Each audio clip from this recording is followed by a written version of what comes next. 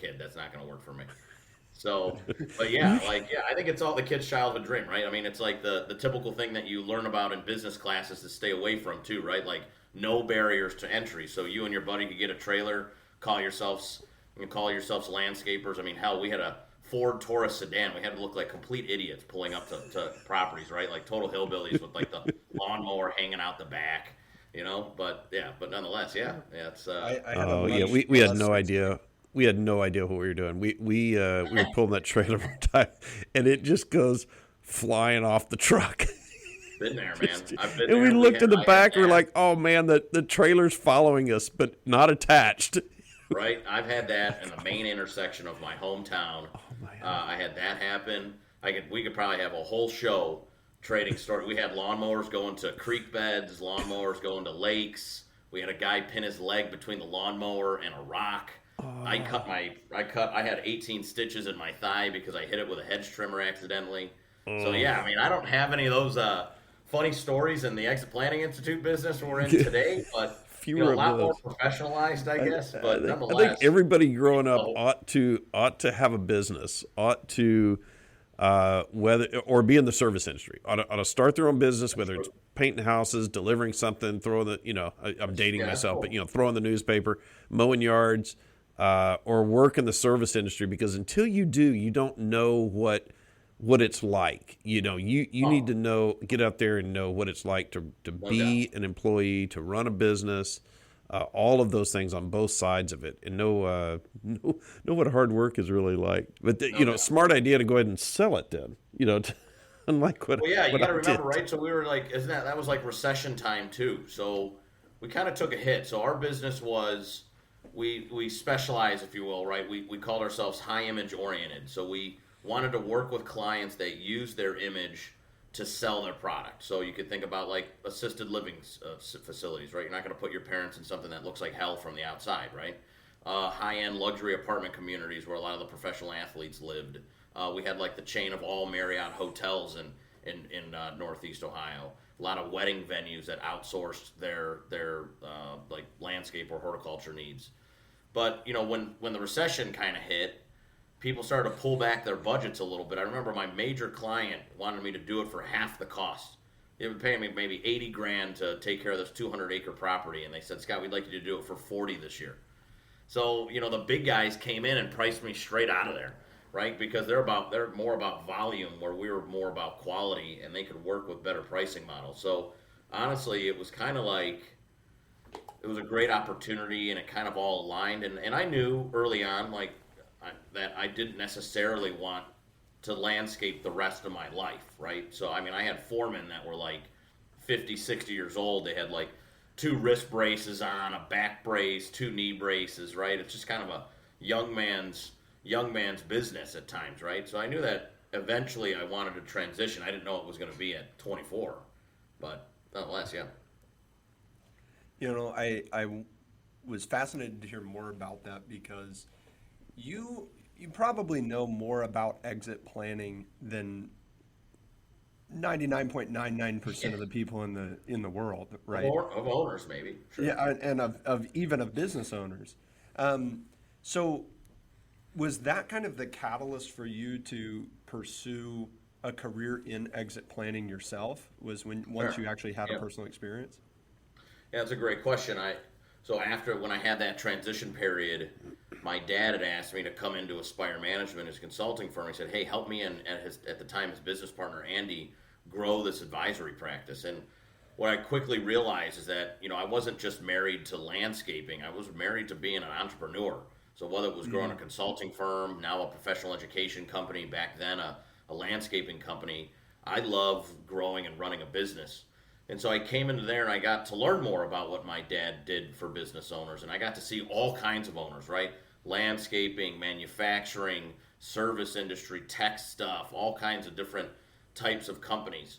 And I was fascinated by it. And I was I was fascinated, but I was also like, I don't know if I was like, I don't want to say hurt by it, but it was like, dude, a lot of owners are selling their companies for like $200 million and are upset. Like, how is that? Or this guy grew this business for 30 years and he can't sell it. Like, this guy's totally screwed. And I knew at that point that me and my dad really shared a passion for helping owners do what we call now growing more significant companies, right? Ones that are valuable, transferable, and aligned to the business owner's personal, and financial goals. And so it was really during that time, and that's when Dad and I said, the Exit Planning Institute is up for sale. Me and Dad wanted to buy something together. And so we thought about flipping our model, taking that value acceleration methodology that you learned at SEPA and saying, instead of running it in Northeast Ohio with our business owner clients, what if we taught it to advisors, and then those advisors went and taught it to their business owners? Now imagine the impact that we might be able to have. And so we bought EPI, and we put the exponentially methodology in there. Exponentially increase that impact. And I that's would something. think so, right? I mean, we're just like at the time, we were like a 3-man consulting firm. So how many clients can we really take on, right? In Northeast Ohio. Like, we weren't going to go coast to coast or anything like that. But yeah, to your point, exponentially have an impact. I'd like to think, right? I'd like to think that at least we're on our way. You were talking about the value acceleration methodology. I know Sanger knows a lot about that as a CEPA certified exit planning advisor. But I don't know anything about it. I know there's different methodologies. And as I talk with business owners, one of the things that I have that many of them struggle with is that, when I say, all right, well, what are we looking at in terms of valuation? What do you think you're going to want to sell this business for? When you look at the business in the future, do you have an idea of what you're wanting to get? Many of them have no idea how they're going to value the business. They throw out a number that would cause them to retire or that they would take, but it's not based on any sort of quantitative methodology. So how are people deciding, number one, which valuation method to use, and how's that working in terms of creating a value that could be expected for a sale? That's a good question, right? We could probably go down a rabbit hole with this one, but I would say, I would start at a very high level and say, what's different about our value acceleration methodology is that it takes kind of all 3 elements of a business owner's life into account. How do I take all these business goals and aspirations that I have? How do I align it with my personal goals and aspirations? And how do I ramp up a personal financial strategy around this thing to kind of make it all really go? And so this is what you heard me say earlier, is that I think a lot of owners have successful companies, right? That at least, from an attractive standpoint, right? They have looks like a solid P&L, solid balance sheet, happy people, great process, good culture, good customers. But when they go to sell this thing, they either sell for a discount or sometimes, unfortunately, can't sell at all. And they're like, well, what the heck? I mean, this was a pretty successful thing I thought I built, but it wasn't significant. And so for us, what do you mean by how do you define Yeah. significance? Because that's So in our business, we use that in different ways. Sure. How are you defining that word significance? Yeah, so to me, a significant company is one that's valuable and transferable, that speaks the value acceleration methodology, and at all times, they have all 3 elements aligned. They have business goals aligned with personal goals and aligned with their financial goals. And so whether that owner is, say, 40 years old and kind of still creating their company and building their company, or 65 or 70 and trying to exit more immediately, they are always ready to take an offer or to pivot or transition if they needed to. So I think that's the real difference between a successful company and a significant one. When you look at valuations, is this accelerated methodology, value acceleration methodology, excuse me, is there, what is the quantitative methodology used to create the pricing when you're looking at exit? Because that's got to be a key consideration. Is it some multiples of top line or something like that, or multiple profit, or how are you defining that?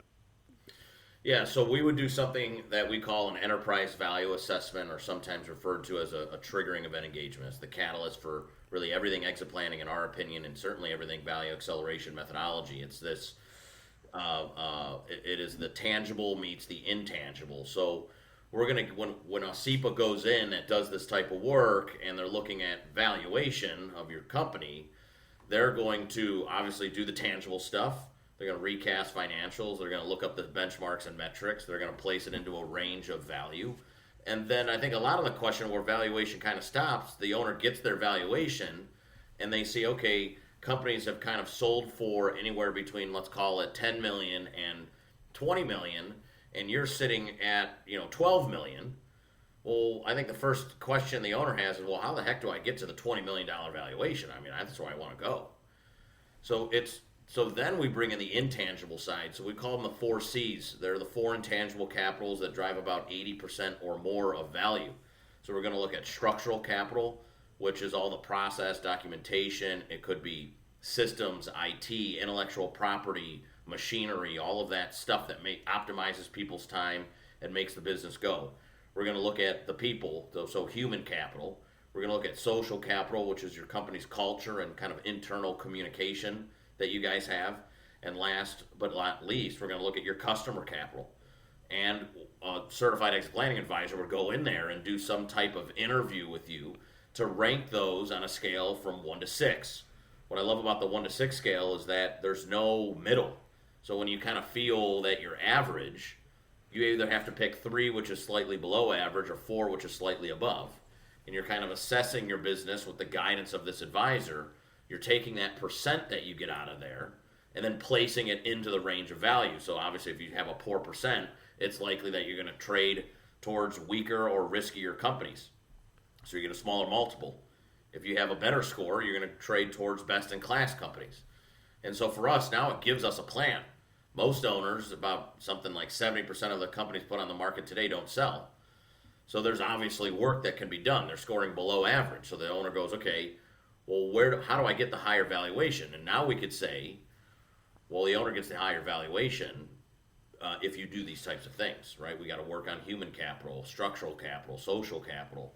And we haven't even talked about the personal side, right? So just because the business owner has a kind of a ready and attractive business doesn't necessarily mean that they're actually ready to sell, because they might not be personally ready to sell.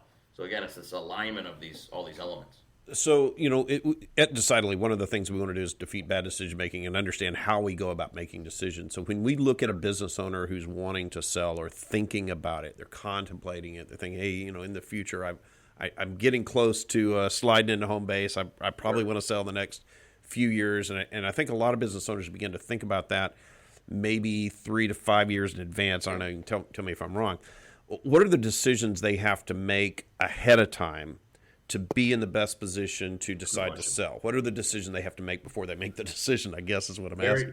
Very good question. I would say it's personal first. So who do you want to be outside of your company? That would be the first decision that you need to make. What does that look like for you?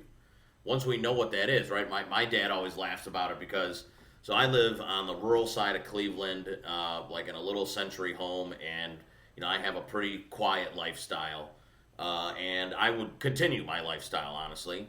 And so the guy, like, if I were to sell, I need a hell of a lot more money than the guy that wants to buy a minor league baseball team in the next act of his life. And so, but neither is bad or wrong or good or worse. It just is. So who are you outside of your business? So once we decide kind of what that looks like, plus add in things like, do you have kids that need to go to college? Do you have kids getting married? Do you want to buy other companies? Do you have some real estate? What are all the things that you have and ambitions and goals and vision that you have for the next act of your life? Then we can calculate something called the wealth gap. So the wealth gap is going to tell us what's our wealth goal, because now the decision's been made about what we want to do. And then we also would know already what kind of value our assets have outside of our business. So that gap then becomes the value of our company. It's likely, as a business owner, your largest asset. So say my goal was $20 million. Outside of my business, I have $5 million of value in my assets. Well, that means my wealth gap is probably $15 million. 5 plus 15 equals 20. The next question and decision point that we probably then have is, well, what's the value of my company? Is it 15? If it's 15, we can make a decision to sell now.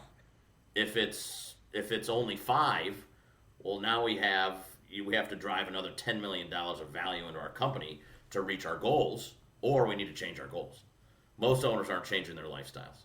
So now we have to focus on the business and say, okay, how do we get the higher valuation? What does that look like? and that might be a 2, 3, 4, 5 year run. And most people in general are not going to make the decision to reduce their lifestyle in retirement. Yeah,